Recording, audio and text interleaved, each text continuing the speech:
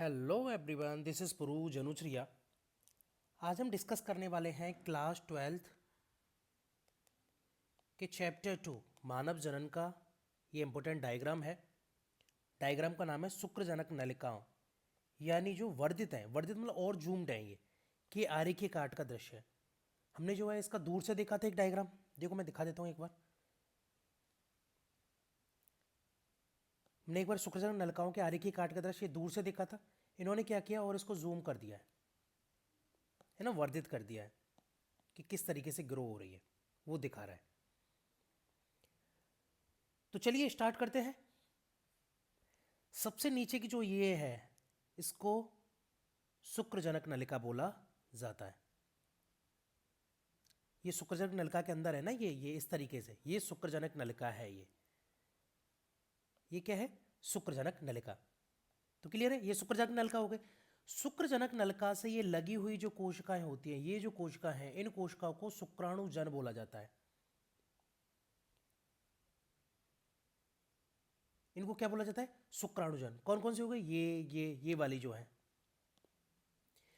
इसके जस्ट ऊपर, यानी ये जो है वो विकसित होकर आगे क्या बनाएगी?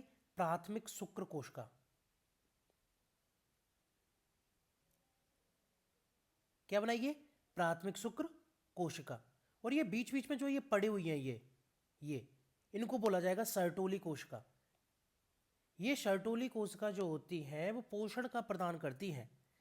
स्पर्म्स को पोषण कौन प्रदान कराएगा? सर्टोली कोशिका। क्लियर है? ये प्राथमिक शुक्र कोशिकाएं जो हैं वो आगे वर्धित होकर क्या बनाएंगी? द्वितीयक शुक्र कोशिका। यानी ये जो हो गई वो शुक्राणुजन हो गई, स्पर्मेटेड। उसके बाद हो गई प्राथमिक शुक्र कोशिका। प्राथमिक शुक्र कोशिका के बाद आगे जो विभाजित होंगी, या विभाजित कंडीशन मतलब आगे जो मेच्योर्ड होंगे, परिपक्व होंगे, उसके बाद ये बनाएंगे द्वितीयक शुक्राणु कोशिका। यहां तक तो इन कोशिकाओं का काम खत्म हो गया। उसके बाद क्या होगा? शुक्राणु का निर्माण होगा।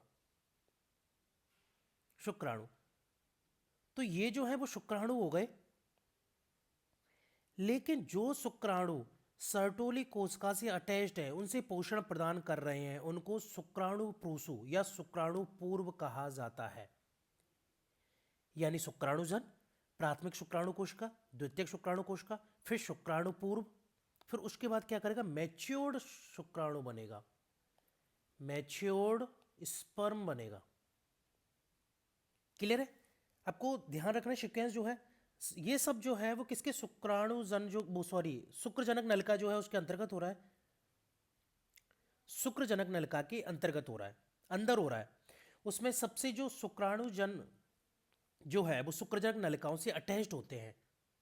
उसके बाद वो मैच्योर्ड होकर बनाएंगे प्राथमिक शुक्र कोशिका। प्राथमिक शुक्र कोशिका मैच्योर्ड होकर बनाएगी द्वितीयक शुक्र कोशिका, और फिर वो बन जाएंगे शुक्राणु।